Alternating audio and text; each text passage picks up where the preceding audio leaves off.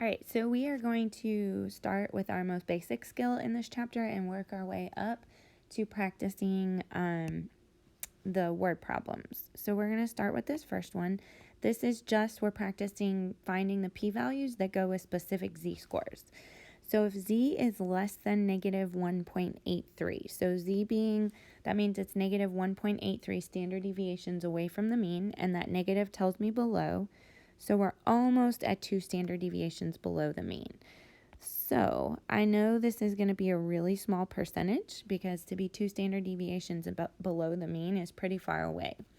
So my table tells me everything below, so I don't need to do any subtraction. So I'm going to go to negative 1.8 and 0.03. And so I'm going to find where these match up, and I get 0.0336, which makes sense because there's going to be a very small percentage down there, and so 3.36% makes sense. All right, so let's try the second one, and we're looking for being greater than 2.18. So that's going to be over here, and we're looking for greater than, so we're looking above. So there's 2 ways I can do this. I know it's going to be a really small percentage because we're more than 2 standard deviations above the mean, and so that's far away. There's not a lot of data happening right there. But my table tells me everything below. So when I look up 2.18, so I'm going to start with 2.1 and 0.08 and find where they meet. And I get 0.9854. So there is a 98.54% chance that I'm below 2.18 standard deviations above the mean. So right now I'm going to do 1 minus that to find out what's above. So I'm going to do 1 minus 0.9854, and I get 0.0146, which makes sense because we said it's going to be a really small percentage. The other way, because the normal curve is symmetric about the mean, if I were to look up negative 2.18, it will also give me the same value. So if you notice, I'm going to look up negative 2.1 and go all the way over to 8. And if you notice, I get 0.0146, so I get the answer. So when you're doing above, you can look up the reverse and it'll tell you, or the opposite, and it'll tell you what that is. Or you can just do 1 minus. All right, I want you to pause the video and try 22 on your own. All right, so hopefully you were able to get 0.6293, which makes sense because if I'm 0.33 from the mean, I'm very, very little above it. So I know it's going to be greater than 50%, but it's not going to be a whole lot more than 50%. All right, so let's look at example 23. So now I want to go between 2 values. So what I have to do is I have to look up the percentage that's between them and subtract. So I'm going to look up 2.68, which is way up here, and find the probability of being less than that. So 2.68,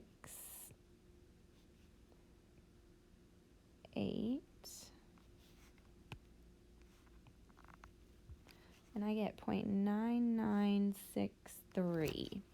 So 0.9963 is below that. And so below 1.42, which is like right here, the probability of being below 1.42, so 1.4 and out to 0.02, sorry, is 0.9222.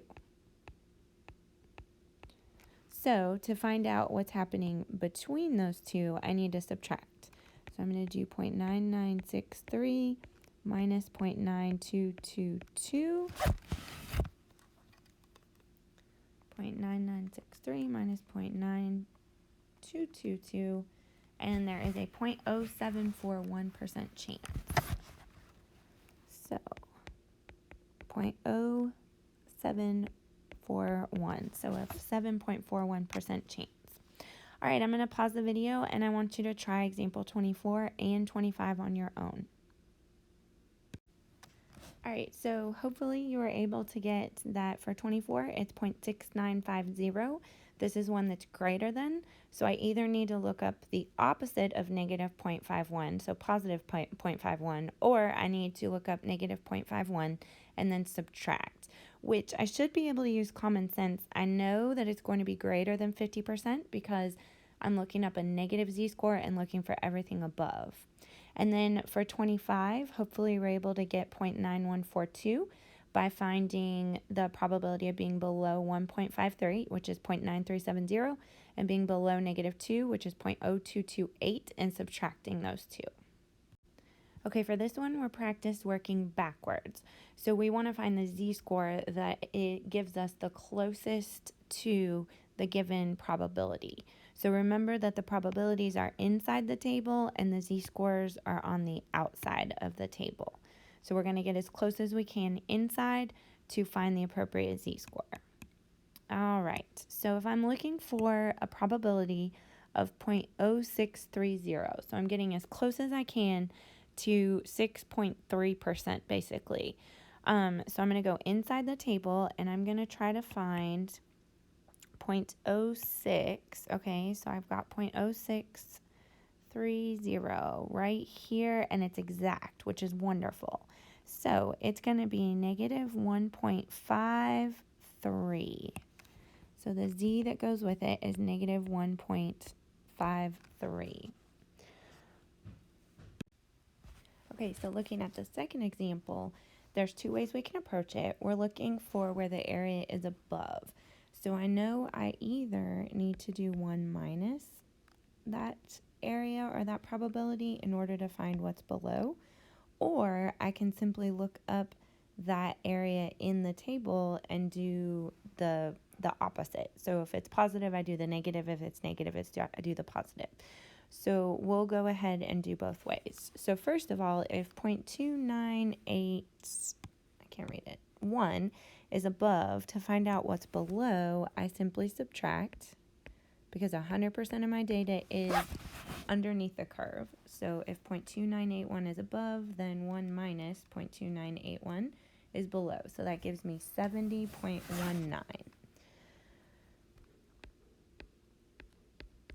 So this is the value I'm going to look up in my table. So I'm going to get as close as I can to 7019, which is right here. So the p-value, the z-score is 0.53.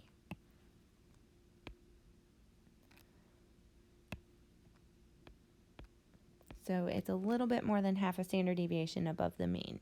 Now, like I said, the other way is I could go to the table and find 0.2981. 0.2981, which is right here, and it's negative 0.53. And since I know it's reflected, that would be what's below this right here. And so to find what's above, I simply do the positive version of that. And we're not going to do 28. All right, we're going to do some practice with these z-score probability problems, the word problems, to make sure you really understand it, because I've heard some people saying they're struggling a little bit. All right, so the length of pregnancy for the Asian elephant has approximately normal distribution, so I know I can use my z-score, with an average length of 609 days, so that's my mean, and a standard deviation of 31 days, so that is my sigma. How long? So what that's asking for is my observed amount. Do the longest 5%, so we're talking about the highest 5% of all elephant pregnancies last. All right, so the first thing I'm going to do is I'm going to list out all my variables.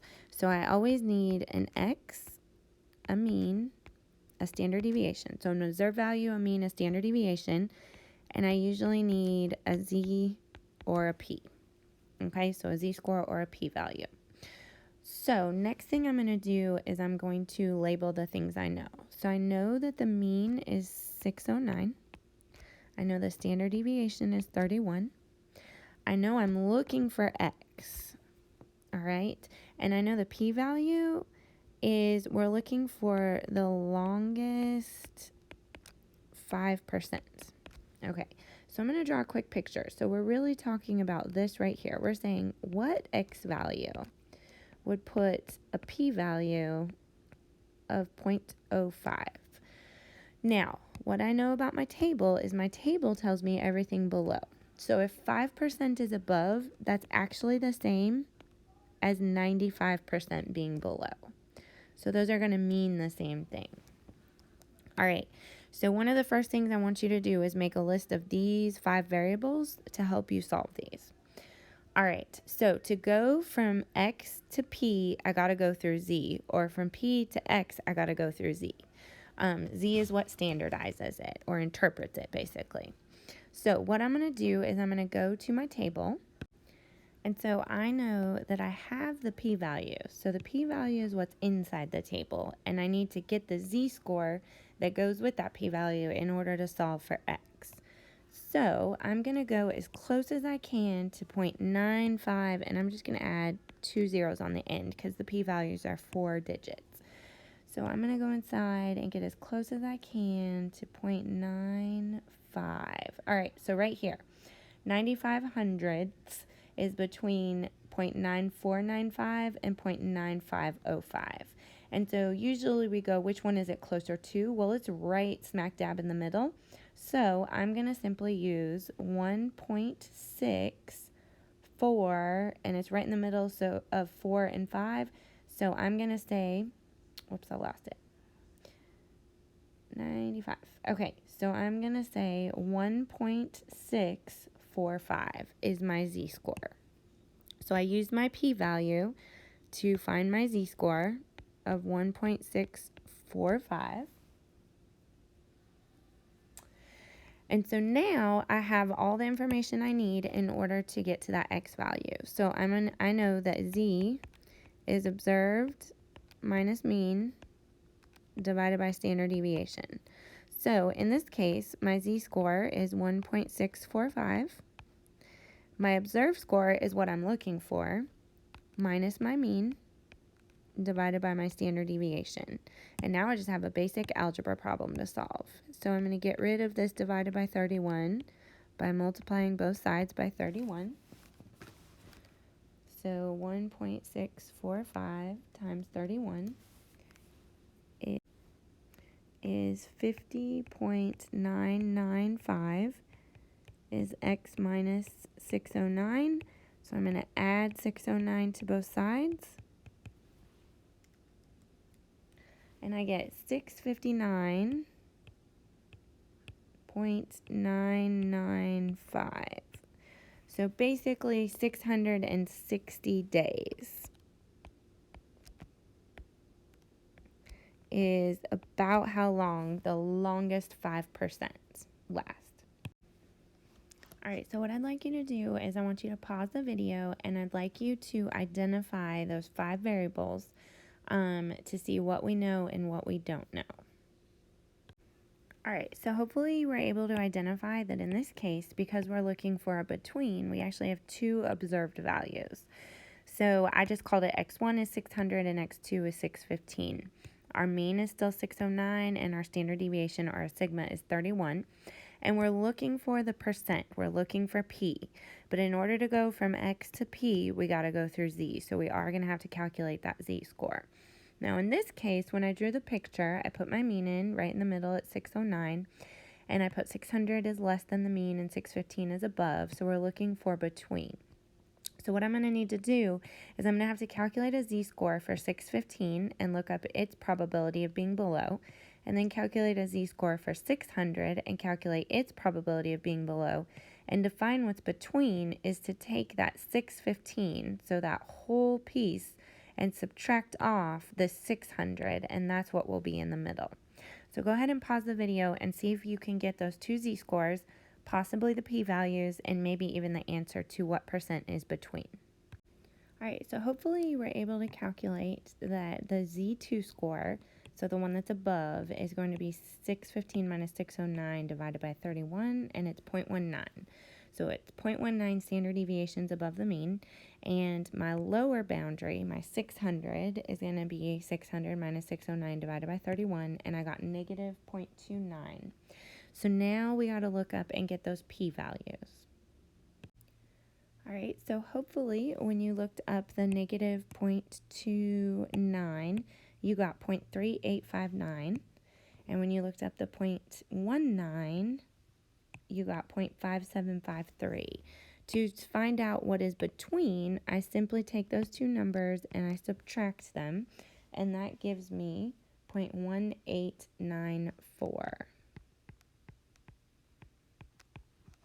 So there is about 18.94% of the elephant pregnancies last between 600 and 615 days.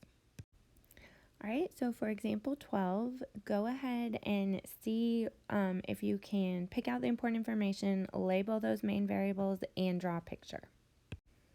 All right, so hopefully you were able to pick out, obviously our mean and standard deviation haven't changed. We need our x, our mu, our sigma, z, and p. The shortest 20%, so we're talking about the left-hand side, and that 20% is our p-value of all elephant pregnancies last fewer than how many days. So we're looking for what is that observed value that gives us that bottom 20%. So that's actually what we're looking for. All right, so what we need to do is we need to go, in order to get from P to X, we got to go through Z. So we got to get that Z table out and see if we can find the Z score that coordinates with 20%.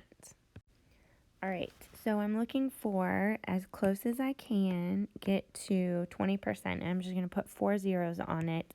I'm sorry, I'm going to make it 4 digits because these are 4 digits. So 0.2, I'm looking for basically 2,000, as close as I can get to 2,000. So right here is between 2005 or 1977. So 2,000 is closer to 2005 than it is to 1977. So I'm going to use this value right here. So I'm going to use this 2005. So that puts me at negative 0.84. So that's what I'm going to use for my z-score, is negative 0.84. Well, now I have everything I need to be able to set up and solve for x. So I know that z is equal to my observed score minus my mean divided by my standard deviation. So in this case, my z-score is 0.84 is equal to, I don't know what my mean is.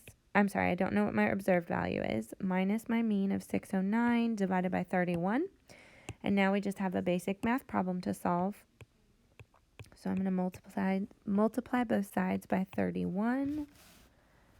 So negative 0.84 times 31 is negative 26.04. Equals x minus 609, and I'm going to add 609 to both sides. And so that gives me 582.96.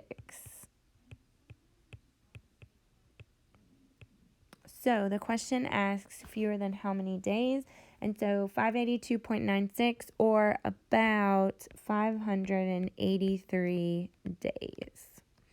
Which makes sense because it's the bottom 20%, so it has to be less than 609.